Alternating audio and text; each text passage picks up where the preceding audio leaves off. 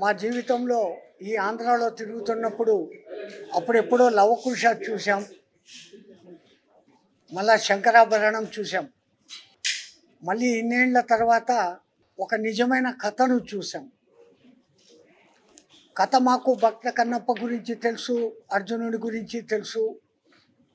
ఇప్పుడున్న ఈ టెక్నాలజీని అనుసరించి తీసిన విధానం ఈ లోకానికి, ఈ సమాజానికి అవసరమైన కొంచెం మసాలా పెట్టినప్పటికీ నిజమైన భక్తిని ఎట్లా చూపాలనో ఆ డైరెక్టరు, ఆ మాటల రచయిత నా మనసుకు హత్తుకున్న ఒక్క సంఘటన, ఆ తిన్నాడు వాళ్ళ తండ్రి కనపడుతున్నప్పుడు న్యాయము ధర్మము అనే రెండు మాటలు ఉన్నాయి.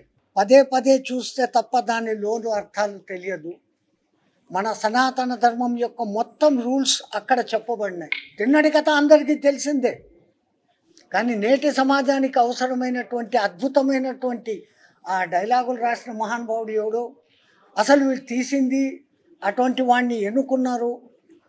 మాటి మాటికి పొగడడం అనేది ఏదో పిలిచారు పొగుడుతున్నామని కాదు.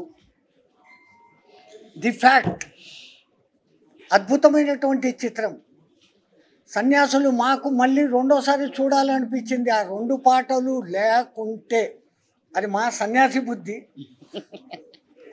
లౌకికంగా ఇంకా తప్పదది.